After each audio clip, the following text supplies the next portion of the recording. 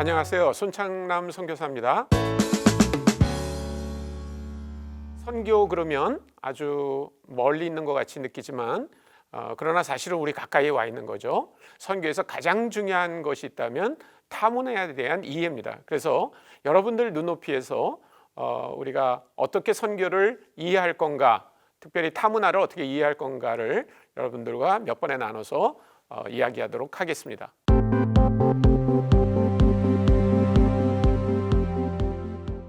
문화가 다른 사람들을 만날 때 가장 흔히 나타나는 것 중에 하나는 오해입니다. 오해. 그런데 그 오해가 주로 어디서 나타나냐면 커뮤니케이션을 하는 방법에서 나타납니다.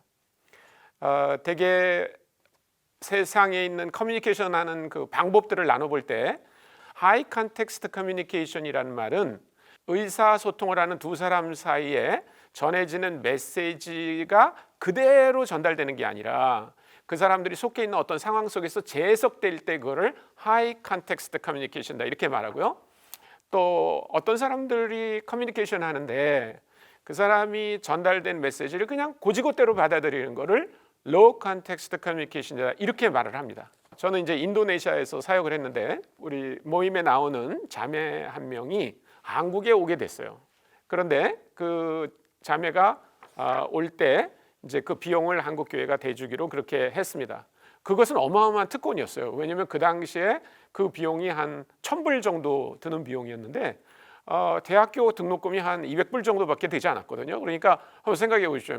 몇 번에 걸친 그 등록금 정도의 비용으로 한국 교회가 이렇게 비용을 대서 오는 거니까 굉장한 특권이죠.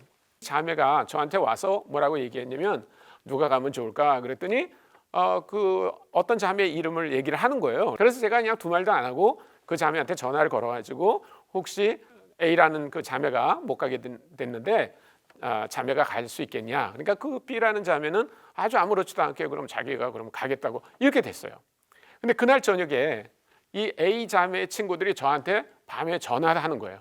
그러면서 원래 A는 가고 싶었다. 그래서 제가 깜짝 놀랐죠. 근데 나중에 알고 보니까 그게 아니라 이 A라는 자매가 B 자매한테 대해서 늘 미안한 생각이 드는 거예요. 자기가 가게 되고 B 자매가 못 가게 됐다고 하는 것 때문에.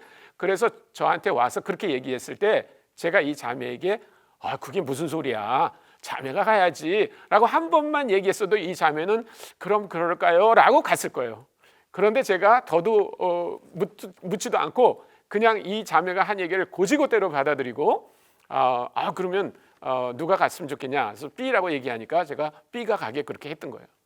그러니까 그 자매의 입장에서 본다 그러면 저는 자기가 말한 것을 해석하지 않고 그대로 받아들인 low context communication을 한 거고 그 자매는 자기의 얘기를 다시 한번 해석해 주기를 바라는 high context communication을 한 거예요.